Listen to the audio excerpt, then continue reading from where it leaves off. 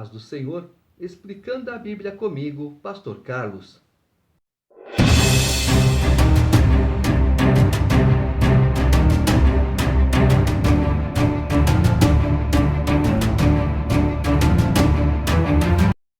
Capítulo 27. Quando foi decidido que navegássemos para a Itália, entregaram Paulo e alguns outros presos a um centurião chamado Júlio, da corte imperial. Embarcando no navio Adramitino, que estava de partida para costear a Ásia, fizemo-nos ao mar, indo conosco Aristarco, macedônio de Tessalônica. No dia seguinte, chegamos a Sidom, e Júlio, tratando Paulo com humanidade, permitiu-lhe ir ver os amigos e obter assistência. Partindo dali, navegamos sob a proteção de Chipre, por serem contrários os ventos, e tendo atravessado o mar ao longo da Cilícia e Panfilha, chegamos a Mirra, na Lícia. Achando ali o centurião um navio de Alexandria, que estava de partida para a Itália, nele nos fez embarcar. Navegando vagarosamente muitos dias e tendo chegado com dificuldade defronte de Cnido, não nos sendo permitido prosseguir por causa do vento contrário, navegamos sob a proteção de Creta, na altura de Salmona.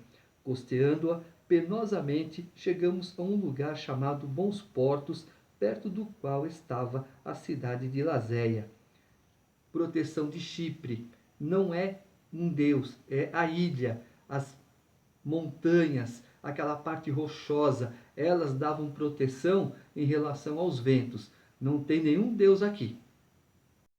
Depois de muito tempo, tendo se tornado a navegação perigosa e já passado o tempo do dia do jejum, admoestava-os Paulo, dizendo-lhes: Senhores, vejo que a viagem vai ser trabalhosa, com dano e muito prejuízo, não só da carga e do navio, mas também da nossa vida. Mas o centurião dava mais crédito ao piloto e ao mestre do navio do que ao que Paulo dizia. Não sendo o porto próprio para invernar, a maioria deles era de opinião que partissem dali para ver se podiam chegar a Fenície e aí passar o inverno, visto ser um porto de Creta, o qual olhava para o nordeste e para o sudeste. Soprando brandamente o vento sul e, pensando eles ter alcançado o que desejavam, levantaram âncora e foram costeando mais de perto a ilha de Creta. Entretanto, não muito depois, desencadeou-se do lado da ilha um tufão de vento chamado Euroaquilão, e sendo o navio arrastado com violência, sem poder resistir ao vento, cessamos a manobra e nos fomos deixando levar.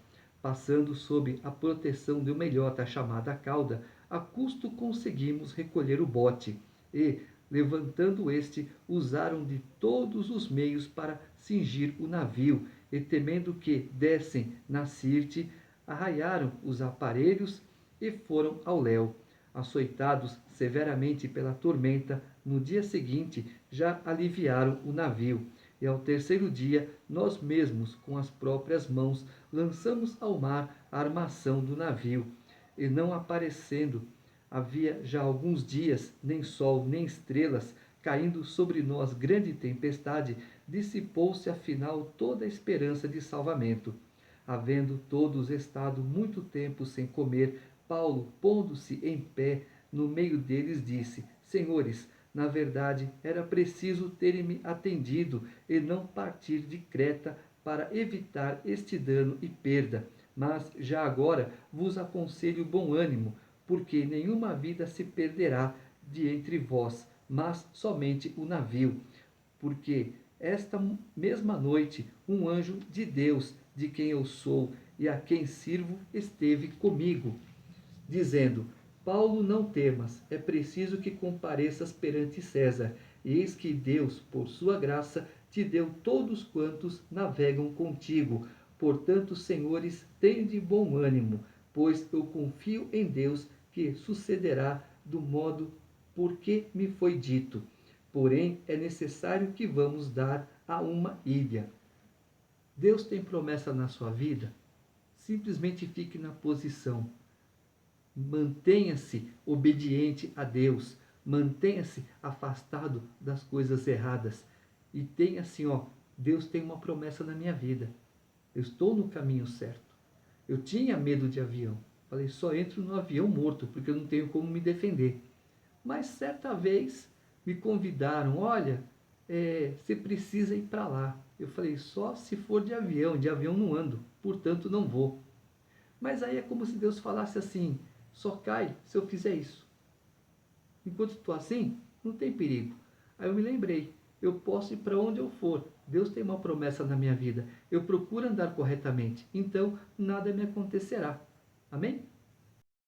Quando chegou a 14ª noite, sendo nós batidos de um lado para outro no mar Adriático, por volta da meia-noite, pressentiram os marinheiros que se aproximavam de alguma terra, e lançando prumo, acharam 20 braças. Passando um pouco mais adiante, tornaram a lançar o prumo, acharam 15 braças, e, receosos de que fôssemos atirados contra lugares rochosos, lançaram da polpa 4 âncoras e oravam para que rompesse o dia. Procurando os marinheiros fugir do navio e tendo arriado o bote no mar, a pretexto de que estavam para largar âncoras da proa, disse Paulo ao centurião e aos soldados: se estes não permanecerem a bordo, vós não podereis salvar-vos. Então os soldados cortaram os cabos do bote e o deixaram afastar-se. Enquanto amanhecia, Paulo rogava a todos que se alimentassem, dizendo: hoje é o 14º dia em que, esperando, estais sem comer, nada tendo provado. Eu vos rogo que comais alguma coisa, porque disto depende a vossa segurança, pois nenhum de vós perderá nem mesmo um fio de cabelo. Tendo dito isto, tomando um pão, deu graças a Deus na presença de todos, e depois de o partir, começou a comer. Todos cobraram ânimo e se puseram também a comer. Estávamos no navio 276 pessoas ao todo. Refeitos com a comida, aliviaram o navio, lançando o trigo ao mar. Quando amanheceu, não reconheceram a terra, mas avistaram uma enseada onde havia praia. Então consultaram entre si se não podiam encalhar ali o navio. Levantando as âncoras, deixaram-no ir ao mar, largando também as amarras do leme, e, alçando a vela de proa ao vento, dirigiram-se para a praia. Dando, porém, no lugar onde duas correntes se encontravam, encalharam ali o navio.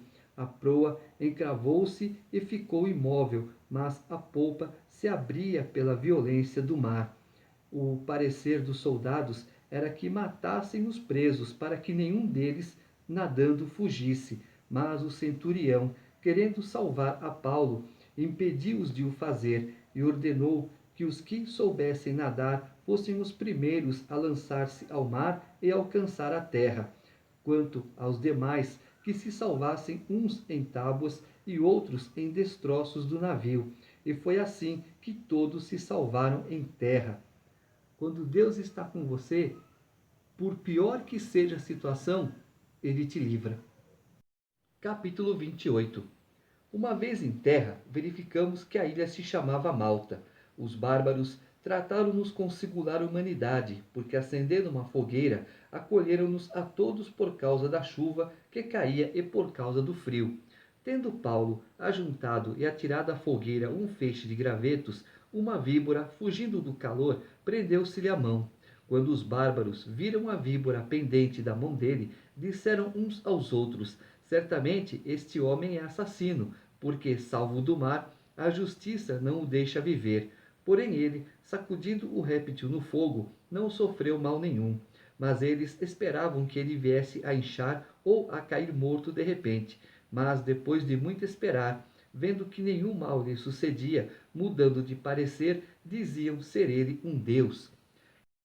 O Salmo 91 diz: pisarás o leão e a áspide, calcarás o filho do leão e a serpente. E também Jesus disse para o tentador: não tentarás o Senhor teu Deus. Nesse caso, Paulo pegou um feixe, havia uma serpente nele, ele não sabia. Quando ele atirou os feixes ao fogo, uma serpente enrolou na mão dele. O que ele fez? Ele só chacoalhou e a serpente caiu. Ele não provocou a ira de Deus, ele não fez nenhuma provocação para Deus, ele não fez nenhuma tentação para Deus. Por isso, nenhum mal aconteceu para ele. Apesar de todos esperarem, olha, ele fez isso, ele fez aquilo, todo mundo acusando, todo mundo tem ideias mirabolosas a respeito de Paulo, e quantos também não têm certas ideias a seu respeito? Olha, ele fez isso, ele fez aquilo, ele fez não sei o que, ele é assim, ele é assado. Quando vão ver, não é nada disso. Então, fica na posição. Paulo estava indo fazer o querer de Deus, portanto, nenhum mal aconteceria a ele.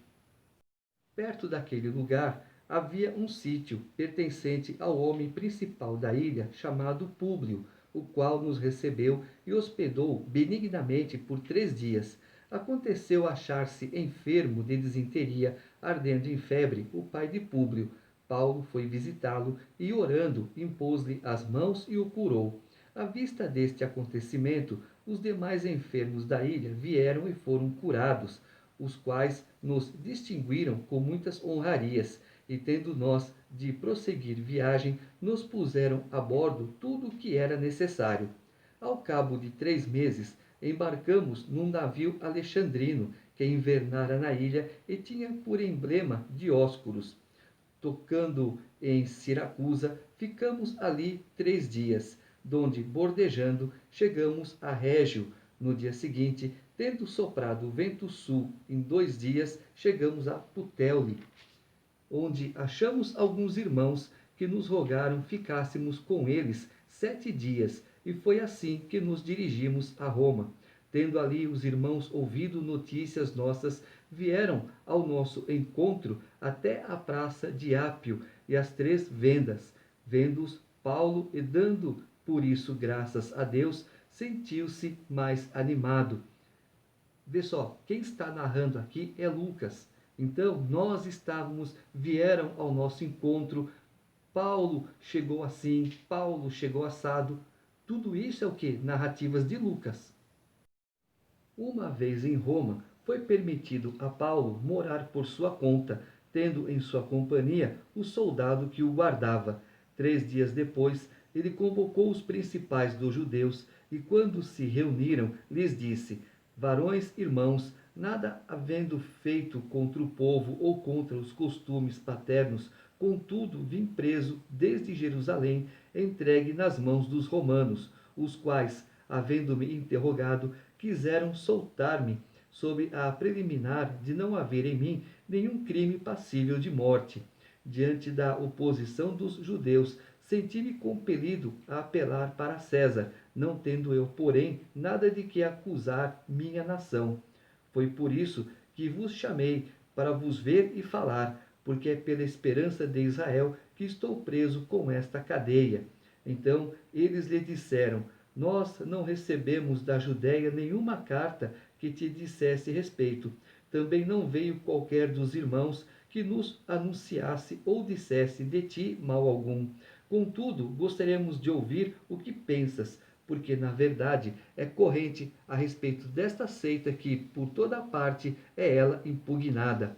Havendo-lhe eles marcado um dia, vieram em grande número ao encontro de Paulo na sua própria residência. Então, desde a manhã até a tarde, lhes fez uma exposição em testemunho do reino de Deus, procurando persuadi-los a respeito de Jesus, tanto pela lei de Moisés como pelos profetas. Houve alguns que ficaram persuadidos pelo que ele dizia, outros, porém, continuaram incrédulos.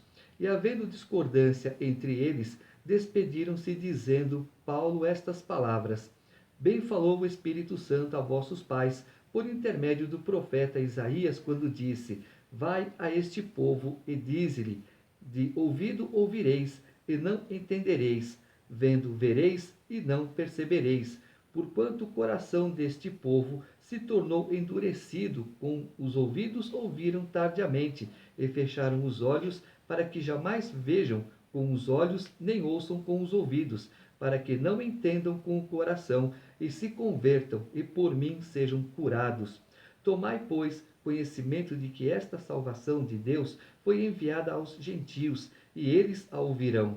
Ditas estas palavras, partiram os judeus, tendo entre si grande contenda. Por 2 anos permaneceu Paulo na sua própria casa, que alugara, onde recebia todos que o procuravam, pregando o reino de Deus e, com toda intrepidez, sem impedimento algum, ensinava as coisas referentes ao Senhor Jesus Cristo. Encerra-se aqui o livro de Atos.